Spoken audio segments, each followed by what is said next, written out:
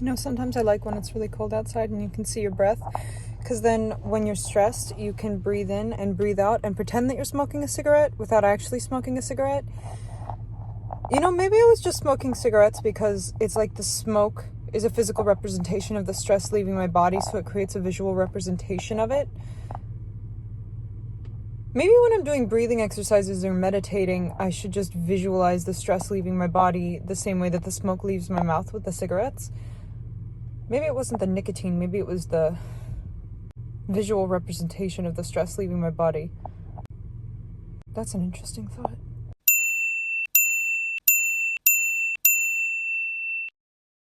So,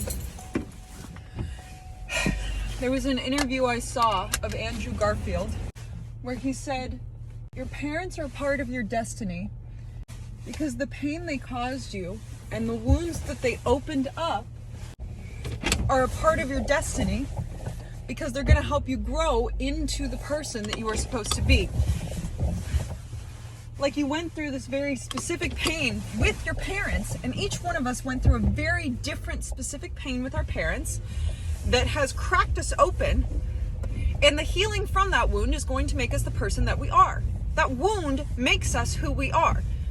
Not because we are that pain, but because the healing from that pain is going to turn us into the person we were destined to be.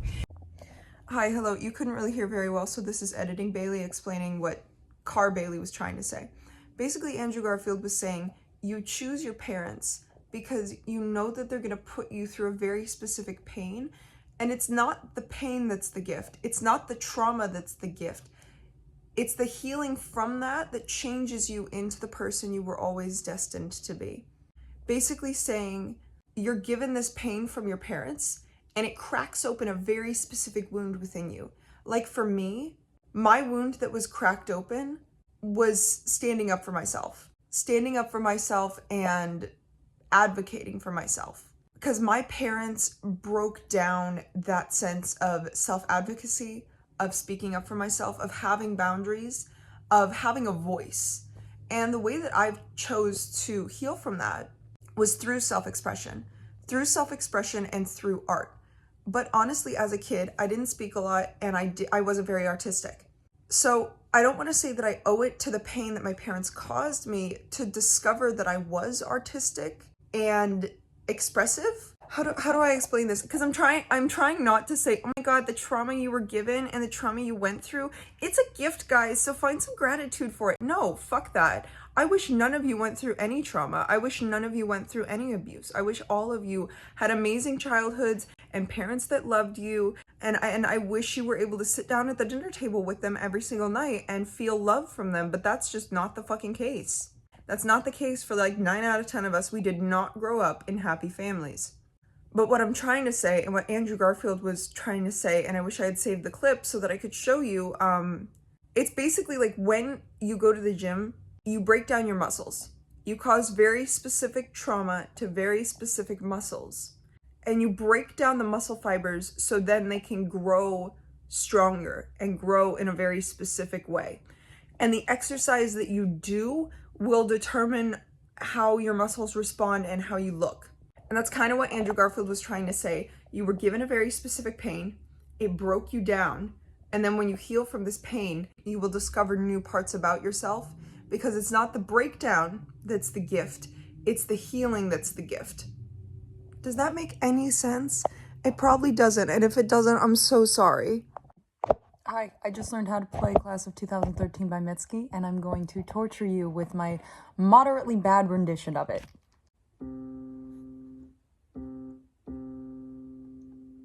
Would you wash my back this once?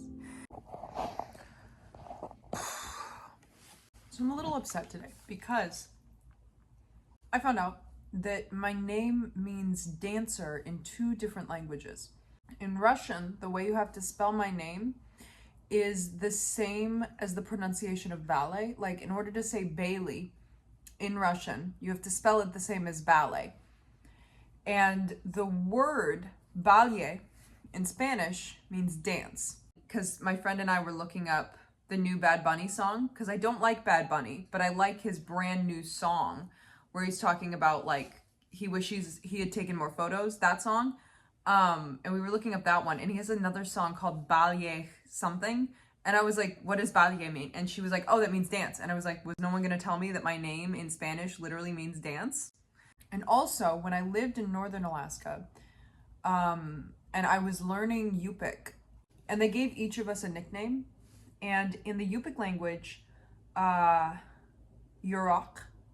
was my nickname, which means dancer. And maybe that's all a coincidence, and I'm connecting too many things that don't actually mean anything. And I was also born like extremely flexible with huge lungs, so that I have a really, really high capacity for cardiovascular endurance. And my muscles also build strength incredibly easily.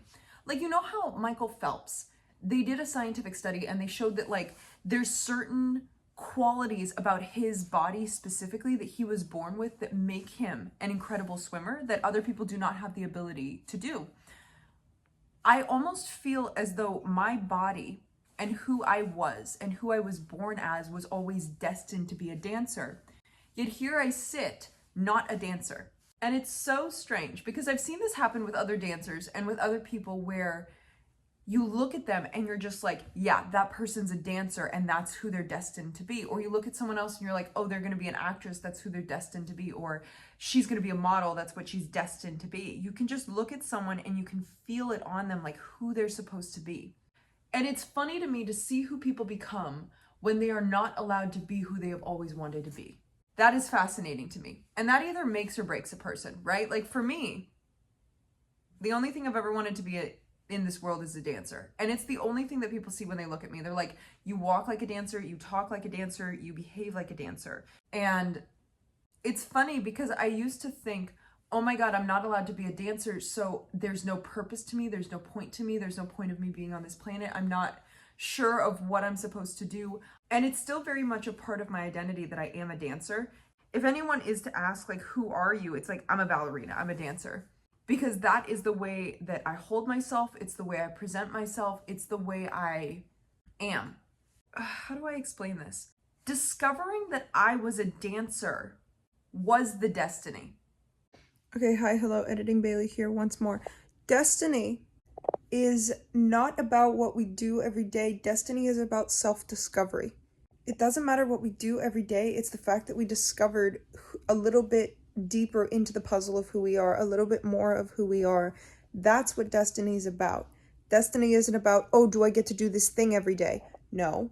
Destiny is about, have I discovered something more about myself? It's not the getting to do dance every day or pursue it as a career or create accomplishments within the career and profession of dance that is the destiny. The destiny was finding out that I'm a dancer. Okay, because I believe that life is one big puzzle that we're meant to find out. Life is one big self-discovery project. I believe that life and being here on earth is just one big chance to get to know who you are. I know for a fact I'm not a chef. I'm not a cook. Every time I cook, I don't feel great about it. I feel horrible about it. But I know that when I dance, when I engage with dance, I'm a dancer. It's who I am. And I carry that quiet knowledge with me throughout every part of my life. Everything I do, everything I am a dancer. Because I have discovered that part of myself. And no, I don't dance every day, but I carry that quiet knowledge that I went on this giant journey of self-discovery to understand who I am. And that's what I believe that life here on earth is. It's one big journey of self-discovery, right? So often we say, oh, that person missed their destiny because they didn't get that chance or that opportunity. I think them discovering who they were was the gift all along and was the destiny all along. Does that make any fucking sense?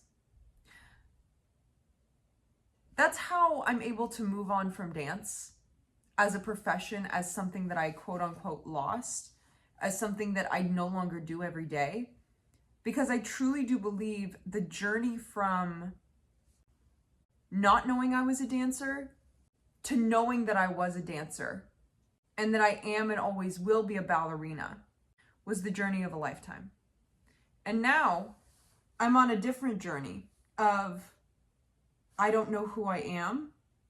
And then let's say in 5 years' time, I'm going to know a different part of me. I'm going to know more about me. I'm going to know who I am, what I like, what I don't like. And that's the journey to me. This probably doesn't make any sense. I'm going to go watch Django because my friend said I had to watch it. Okay, bye.